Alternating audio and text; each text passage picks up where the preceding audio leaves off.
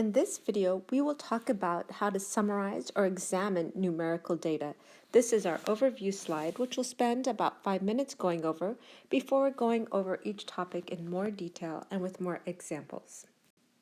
First, we will discuss scatter plots, which we had discussed previously in Chapter 1, but we're going to take another look at our scatter plots, and then we'll look at dot plots, which are scatter diagrams for a single variable. We'll talk about mean and variance and standard deviation. So the mean, or also sometimes called average, is the center of data, kind of the center of mass of your data. And we calculate that as the sum of observed values divided by the number of observations. So the mean x is equal to, and we denote it with this x with the bar over it, is equal to our n data points, x1, x2 up to xn divided by n, where x1, x2, and xn are the observed values. Variance is the average squared distance from the mean, and it's divided by n minus 1. The standard deviation then is the square root of the variance. And essentially the variance and the standard deviation measures how far the data are distributed from the mean, since they are related to the distance from the mean. We square it so that negative distances, distances that are smaller than the mean, do not cancel with distances that are positive, that are larger than the mean. And then to kind of undo the fact that we've squared things, the standard deviation takes the square root.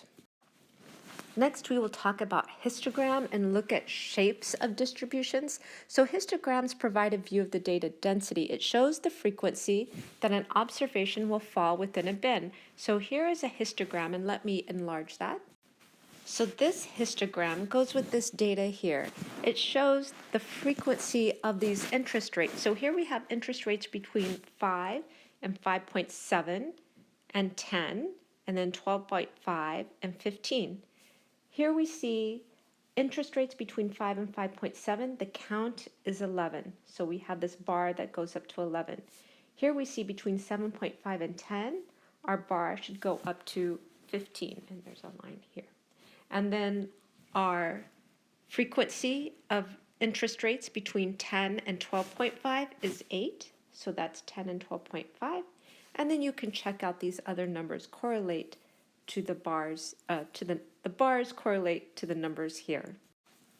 And with histograms, we kind of get a shape. So here our shape is sort of like it goes up a little bit and then it curves down. Let me do something sort of in blue. Our shape kind of goes like this here. But with the histogram, you can get a shape of the data distribution, and when the tail trails off to the right and has a longer right tail, the shape is said to be right-skewed. Data sets with a longer left tail are said to be left-skewed, and data sets that show roughly equal trailing off in both directions are called symmetric. Another aspect of shape might be a mode, which is represented by a prominent peak in the distribution.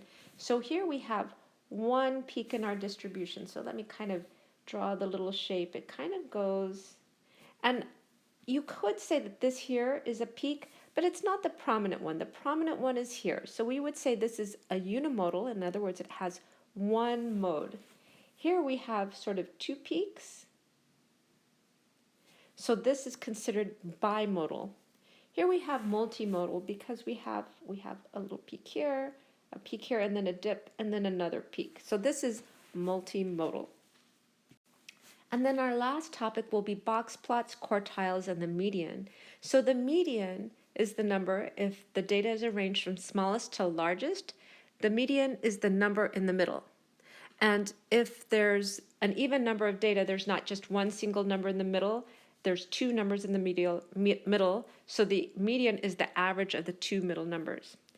There's the idea of quartiles. The 25th percentile, or the first quartile, is the number where 25% of the data fall below this value. The 75th percentile, or the third quartile, is the number where 75% of the data fall below, and the 50th quartile, or the 50th percentile, is called the median. That's where half the number falls below and also half falls above.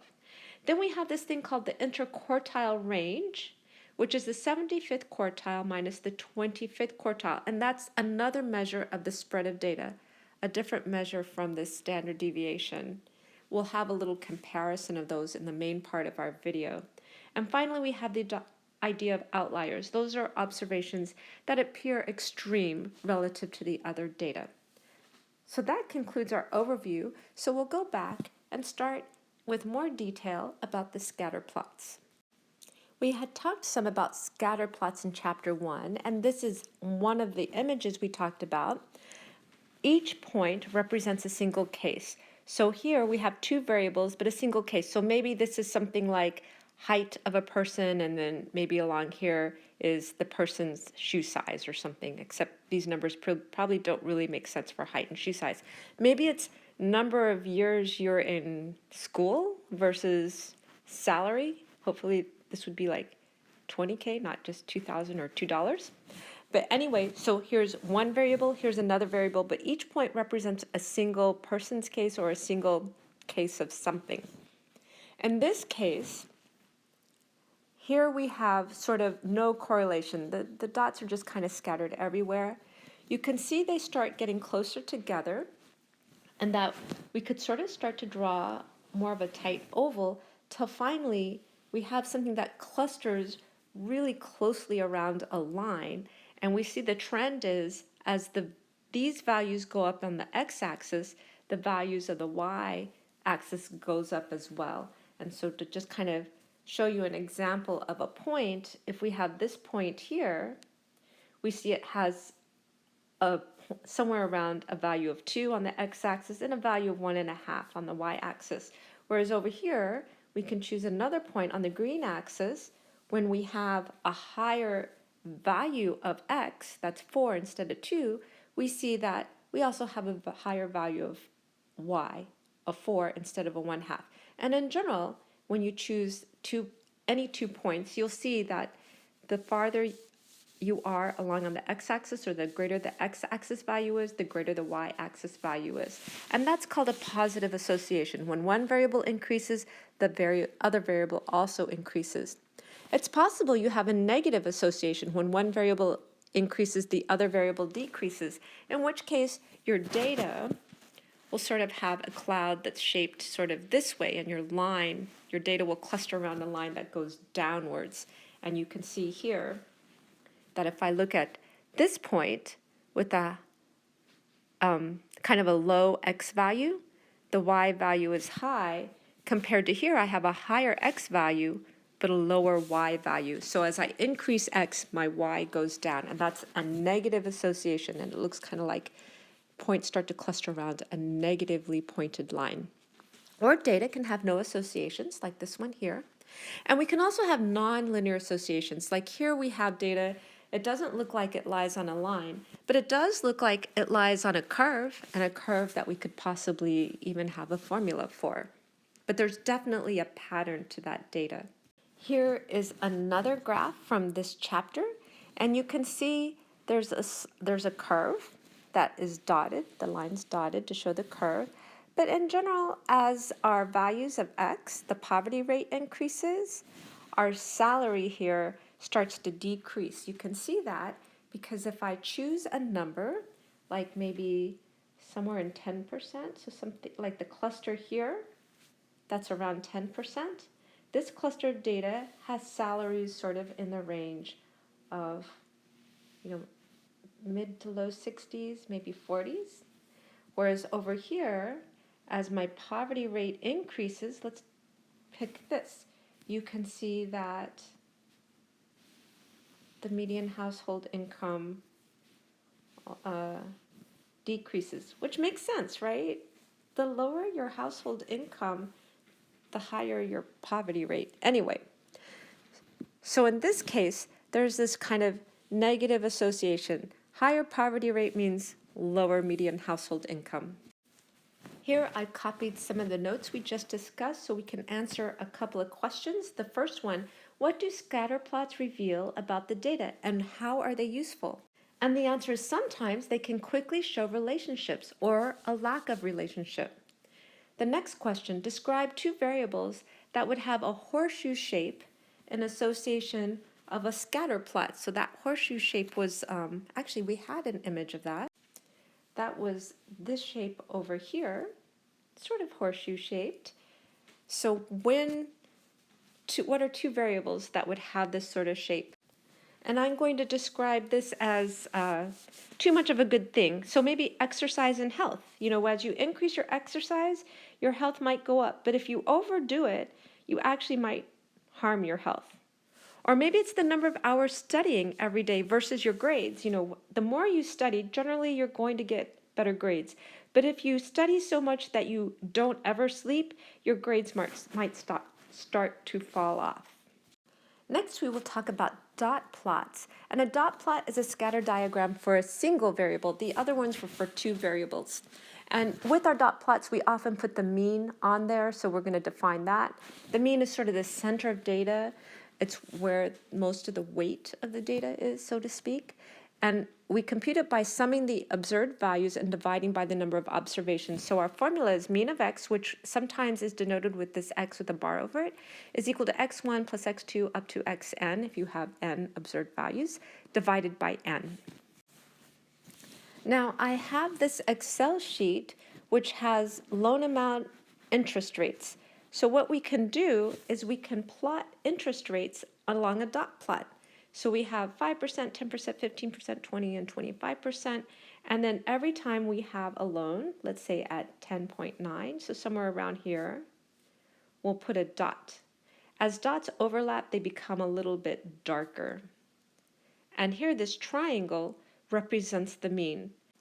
You will notice in this case, this spreadsheet is one that I got from your book. It gives you the first the first three loan amounts and interest rates, and then there's a big dot, dot, dot, and it goes to, there's 50 of them, but you can only see 5 or information for 4 of them.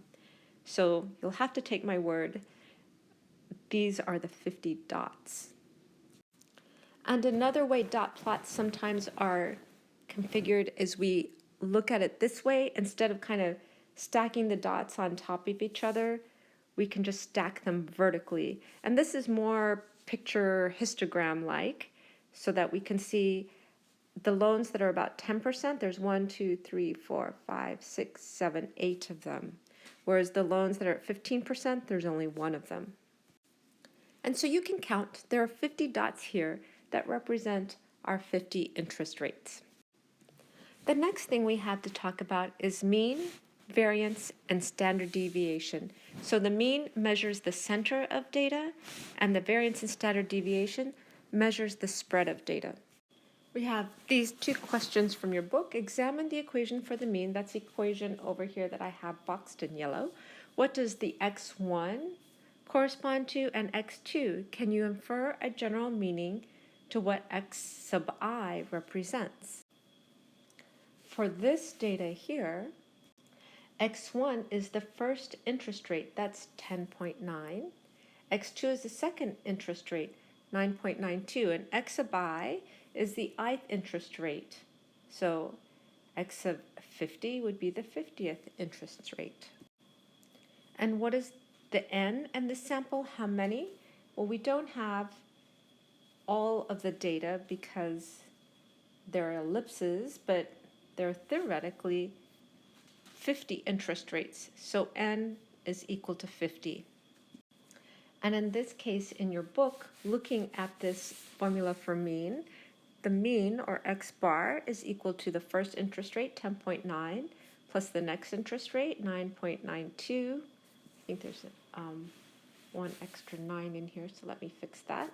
Plus the next interest rate, which is this 26.30, and then we have ellipses for all these loans in between until we get to 6.08, and we divide by the number of loans, 50. So we get 11.57. So the average interest rate across all the loans in the population can be estimated using the sample data. Based on the sample data of 50 loans, what would be a reasonable estimate of the mean interest rate for all the loans in the full data set? And so we're going to take the sample 11.57 as our estimate for the full data set. Our next data is about trials of a new drug for treating asthma attacks. A trial of 1,500 adults is set up where 500 received a new drug and 1,000 received a standard drug in the control group. So here we have the new drug. There are 500 patients taking the new drug, and they have a total of 200 asthma attacks. For the standard drug, there are 1,000 patients taking the standard drug, whereas 300 have asthma attacks. And the question is, which drug did better preventing asthma attacks? So if we compare the raw counts of 200 asthma attacks for people on the new drug versus 300 for people on the standard drug, well, that would be a mistake.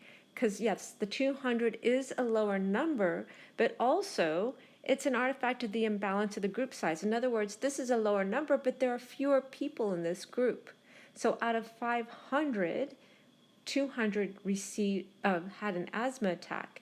If you double the number of patients to 1,000, you would expect this number to double, except it doesn't. It's lower. So proportionally, the standard drug had fewer people with asthma attacks. So instead, we should look at the average number of asthma attacks per patient in each group. In other words, in the new drug, there are 200 asthma attacks for every 500 people, so approximately 0.4 asthma attacks per person in this group of people taking the new drug. Whereas the standard drug, there are 300 asthma attacks for 500 people, so there's 0.3 asthma attacks per person in the standard drug. So the standard drug did better than the new drug. The standard drug has a lower average number of asthma attacks per patient. Our next example problem, Emilio opened a food truck last year where he sells burritos, and his business has stabilized over the last 3 months, and over that 3-month period, he has made $11,000 while working 625 hours. Emilio's average hourly earnings provides us a useful statistic for evaluating whether his venture is, at least from a financial perspective, worth it. So here we have, he made $11,000 in 625 hours. So if we want to know the dollars per hour, so on average, he made 11,000, divided by the 625, that's $17.60 per hour. By knowing his hourly wage, Emilia now has put his earnings into a standard unit that is easier to compare with other jobs that he might consider. Our next example, suppose we want to compute the average income per person in the United States. To do so, we might first take the mean of the per capita income across the 3,142 counties in the data set we used in Chapter 1. What would be a better approach? And let's first just refresh our memory about this data set. So it looks like there are 3,142 counties in the United States. These are the names of all the counties. Of course, we don't get to see the full data set of 3,142, but that's okay. We see the first 10. We see what state each county is in. We see the population for each county. And then way over here, we see the median household income for each county. So let's just look at one example. Let's look at the 6th one, Bullock, Alabama. It has a population. And continuing to the end of the row, we see a median household income of $29,655. So suppose we want to compute the average income per person in the U.S. We might first think to take the mean of the per capita income across the 3,142 counties. So this median household income, I guess that's their per capita income over here. So if we want the average across the U.S., we might try taking an average of all of these numbers here. However, there's a problem with that because we don't want to just average the median household income because each county, remember, represents a different number of people. We want the counties with more people to count more in the mean than the counties with fewer people. So an extreme example of why this would be a problem, let's suppose we had just 2 counties in the United States, and let's call them County A and County B. Let's say County A has a population of 10,000 people, County B has a population of 1.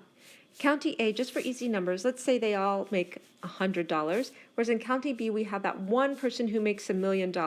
If we average these two numbers, we're going to get an average of $500,000. But that really does not represent most of these people. 10,000 people only have $100. It's just that this large number here is overcounted because we counted the 100 and the 1 million equally. What we really want is a weighted mean. And the way your book suggests we do this is we compute the total income for each county, add up all the counties' totals, and then divide by the number of people and all the counties. In other words, when we go to this first county, Atuga, with the population of 55,000 and a median income of 55,317, we multiply this population number by the median income here. So the total county income is the population times the median income.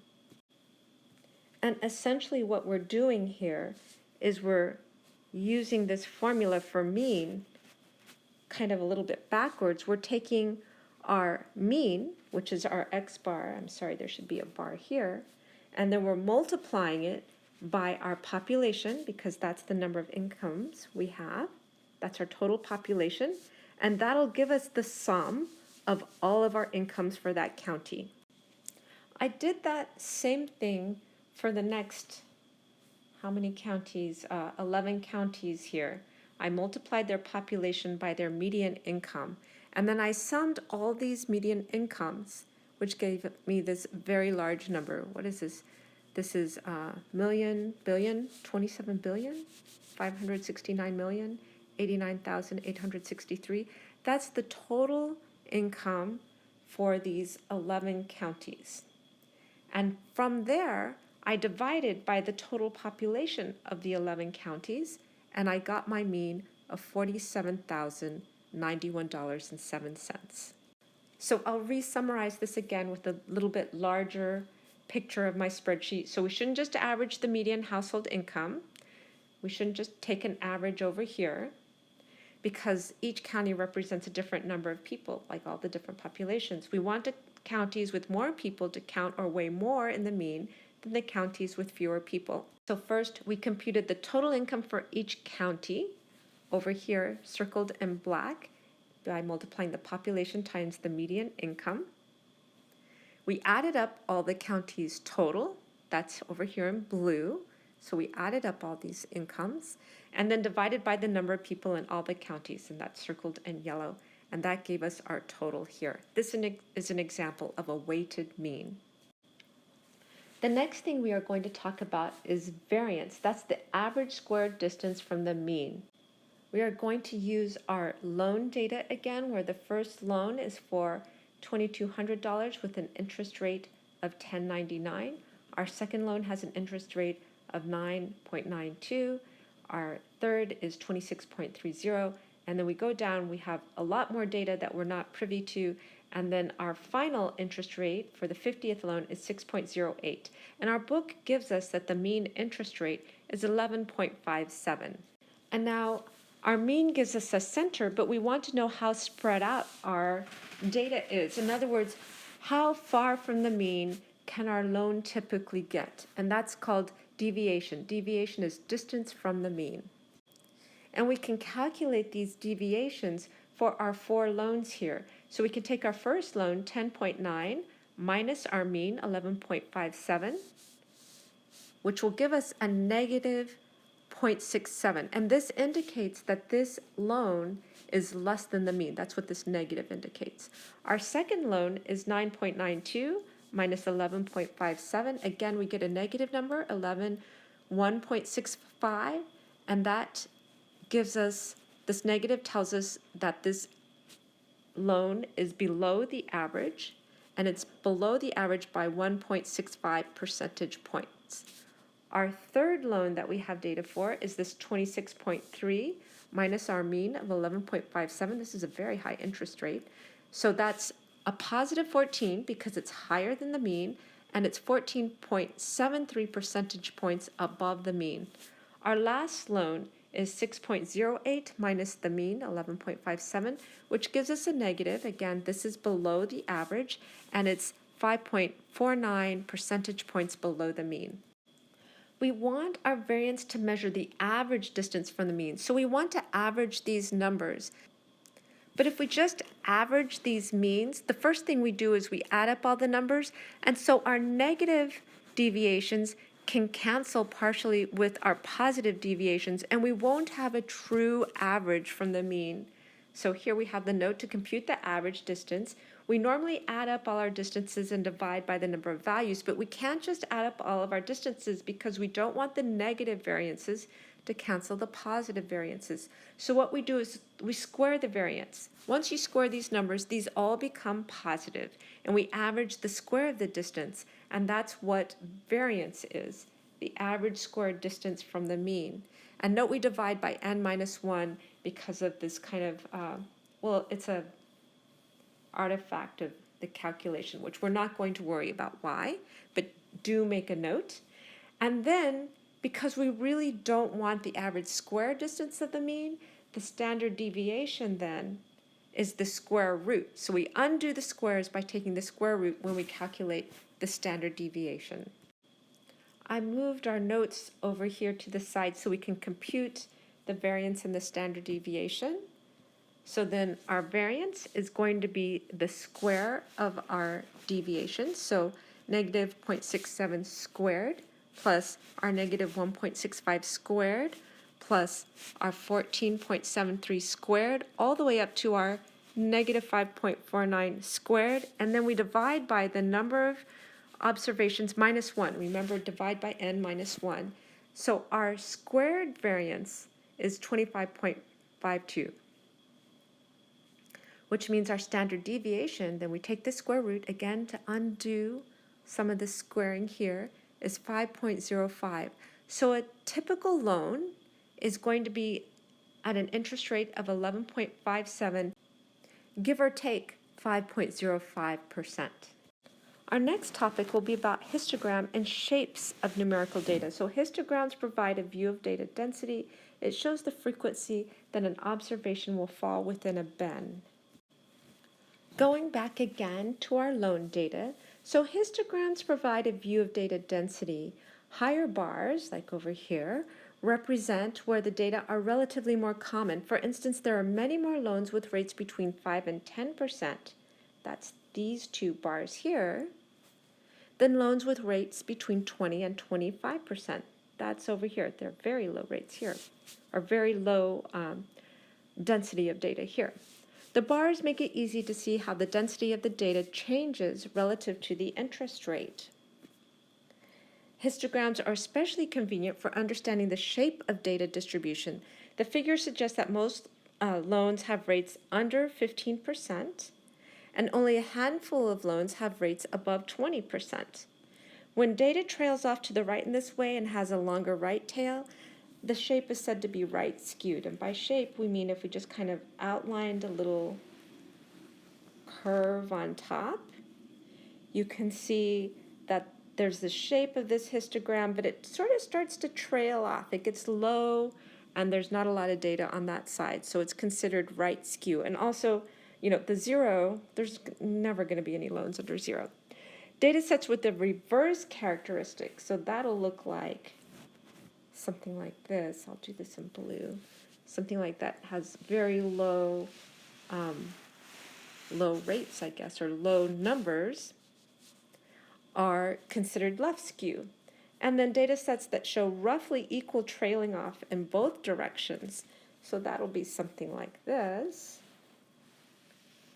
are said to be symmetric. You can see the right skew in this dot plot as well. Like if we drew the little shape around it, it would go something like this, up, maybe a little bump, and then it starts to go down, trail off.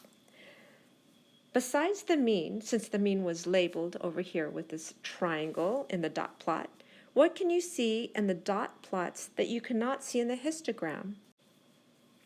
And the answer is because the histogram automatically bins or puts together a range of interest rates, the dot plot gives you more granularity. So in other words, you can see interest rates for individual loans, right? So one loan here is at 5%. Well, there's 3 loans at 5%. There's 1, 2, 3, 4, 5, 6, 7, 8 loans at 10%. Here, they're all grouped together. You have loans between 5 and 7.5%. You have no idea how many are actually at 5 versus how many are at the high part, the 7.5%. Another aspect of shape is mode, which is represented by a prominent peak in the distribution. So here we have one peak, and if I kind of drew the outline of the shape, we have this one peak and it kind of goes down. If we have 2 peaks, our data is considered bimodal. So here's our first peak, here's our second peak. And then for multiple peaks, we say it's unimodal or multimodal, right? So here we have kind of 3 peaks. Here we are given our histogram for our interest rate data, again our shape.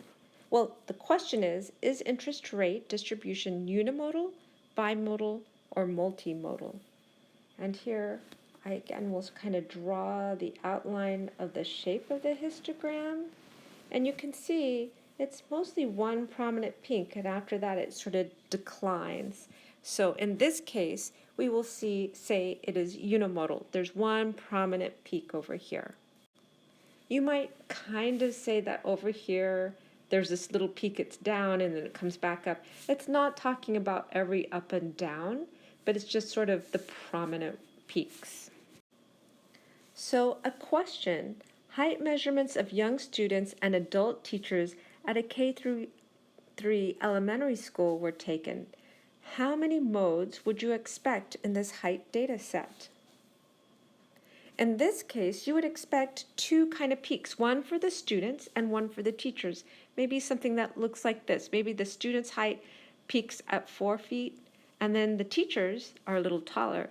Their peak might be at 5, 6, so it's bimodal. Now we are ready for our last topics, box plots, quartiles, and the median. So first, the median. If we arrange all our data from smallest to largest, the median is going to be the number in the middle. If there's an even number of data and there are 2 numbers kind of right in the middle, then we average the 2 middle numbers to get our median. The 25th percentile, or the Q1 quartile, is the number where 25% of all the data fall below this value. And the 75th percentile, or the Q3 quartile, is where 75% of the data fall below. And the 50th percentile is where 50 percentile falls below, which means 50% falls above, which makes it the middle number. That's the median. We have the interquartile range is the 75th through 25th quartile. It is another way to measure the spread of data. Sometimes we talk about the standard deviation or variance. We can also use the interquartile range. And then outliers are observations that appear extreme relative to this data. So let's kind of look at what this looks like pictorially. Let's say this line here represents where we line up all of our data. Our lowest scores are here, and we just write all the scores until we get to our highest score. The score right in the middle is going to be the median. That's the 50th percentile. That means 50% of the data is below the median and 50% is above the median. That's what percentile means. The percentile tells you what percent is below this number.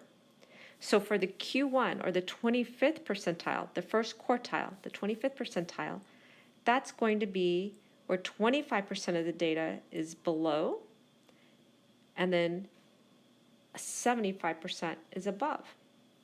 The third quartile, or the 75th percentile, is where 75% of the data falls below this number and 25 is above. So these 3 numbers, the 75th percentile, the median, and the 25th percentile, divides our data up into 4 quarters, which is why these are called the Q1, the first quartile, the second quartile, the third quartile, and the fourth quartile. And each quartile represents 25% of our data. And our example question from our book, what percentage of data fall between Q1 and the median? Between this Q1 and the median, and actually we just answered that. and that's 25% falls between Q1 and the median. And again, that's because half of the data is below the median, and for that half of that data is below the 25th percentile. We can use these three numbers, the first Q1, Q3, and the median, to get a box plot. It summarized data using the median and the 25th and the 75th percentile. We have a picture here of our interest rate data, and the interest rates are vertically arranged from 5%, 10%, 15, 20, 25, so from lowest to highest. We can see our Q1, where that's the number where 25% of this data here falls below. That's this number here. So this should represent 25% of our data. So in other words, there's like 15 dots here. So we think these dots here and up here represent, along with this, should represent 15 times 4, 60 interest rates. And some of these dots, remember, they overlap. So I think like here we see 2, but somewhere in here I think we've got 2 overlapped. So this is approximately 60 data points, 25%. In other words, 15 of them should fall below the Q1. And this is 15. I did count this. This I also tried to count. It is less than 60, but I think because there's some overlapping dots. Like this, I think is 2 dots that are overlapped. Anyway, here's the median. This is where roughly half of the dots should fall below. Here's Q3, where roughly 75% should fall below. Again, here the 50th, the median, that means about 30 dots should be below. This is 15, 16, 17, 18, 19, 20, 21, 22, 23, 24, 25, 26. As I said, these darker ones represent a little more density. So I'm going to say there's 30 below the median, or maybe these two count. But anyway, 30 below the median and approximately 75%, so that would be 45 of the dots fall below, and then there's another 15 above. And then we have this interquartile range, which is this number here, between the 75th quartile and Q1. So then next we have these upper whisker and lower whisker, and that sort of tells us where our interquartile range will predict our max and minimum value. So in other words, from this Q3, we're going to add another interquartile range plus a half. So we're really trying to see how far this data might stretch, and we get this upper whisker and we get this lower whisker. And you can see that, so sort of this data would suggest all our data should be between the upper whisker and lower whisker. You see that the lower whisker is good. Like that's really about where our lowest data points are. They're somewhere around 5%. But you can see even with this max upper whisker, there's still data that goes beyond this max upper whisker, and those are considered outliers. They're observations that appear extreme relative to all this other data here. So for our interest rate data, we were given that the median is 11.57, which, yeah, I guess sort of, I would have guessed this was 10, but I guess I'm reading it a little wrong. The median is 11.57. Q1 is somewhere around 8. That might make sense. Q3 over here is somewhere around 14%. The interquartile range then is going to be our 14 minus 8, which is 6%. So that means the range of values between Q1 and Q3 is 6%. Now to find the upper whisker, again, that's what this interquartile range would predict as sort of the maximum value. It isn't necessarily the maximum value. It's what we would predict based on the data inside our IQR. So that's going to be Q3, this top here, plus 1.5 IQR. So that's 14% plus 1.5 times 6, so that's 23%. That's where we predict our maximum data. And our lower whisker is going to be Q1 minus 1.5 times IQR. So that's 8% minus 1.5 times 6, which is negative 1.5. So the smallest loan is 5.31, so the minimum lower whisker is never reached. But we do see that this upper whisker, actually we do have data that exceeds this upper whisker, so we would consider this data our suspected outliers. And we can ask which statistics are more robust, that is, what is more unaffected by extreme observations, the ones that we consider outliers. Maybe the outliers might even be, it's basically data you want to say it doesn't count for some reason. Maybe it's a suspected error, or maybe it's just, the person who does really, really well on the exam. You would like them to be considered outliers. Anyway, so which statistics are more unaffected by extreme observations, the mean or the median, the IQR or the standard deviation? So the median and IQR are robust. Extreme observations have little effect on their value. You can see that the median is just the middle number. It doesn't matter how high the highest number is. Eventually, it gets thrown out until you eventually get to the median. Also, IQR, it's this range here. Again, it doesn't matter how high the highest numbers are. The IQR just kind of pays attention to the middle numbers. On the other hand, the mean and standard deviation are more heavily influenced by outliers and are not considered as robust. So to review what we have covered in this video, we looked at examining numerical data. We used scatter plots for paired data to kind of get an idea of the shape and the trends. We used dot plots, which is a scatter diagram for a single variable. We talked about the mean representing the center of data and variance and standard deviation representing the spread of data. We have the formula for the mean, which is the sum of the observed values divided by, and variance is the average square distance from the mean. And we need to remember we divide by n minus 1, not by n when we average. The standard deviation is the square root of the variance. And these two measures, the variance and standard deviation, measures how far the data is distributed from the mean. We talked about histogram and shape, and histograms provide a view of data density. It shows the frequency that an observation will fall within a bin, and we use this interest rate example where we have bins of loans between 5 and 7.5%, and there were 11 loans. We have another bin of loans between 7.5 and 10%, and there were 15 of those, and we went on. And then we made this histogram. So between 5 and 7.5, we had 11, so our bar graph goes up to 11. Between 7.5 and 10, we had 15, so our bar graph goes up to 15. So we can easily look at these categories and see which categories from this histogram have the most, or where the loans are most frequent. Histograms are convenient for understanding the shape of the data distribution. So on top of the histogram, we can kind of picture if we just kind of connected all the dots sort of smoothly, we get sort of a shape. When data trails off to the right and has a longer right tail, the shape is said to be right-skewed.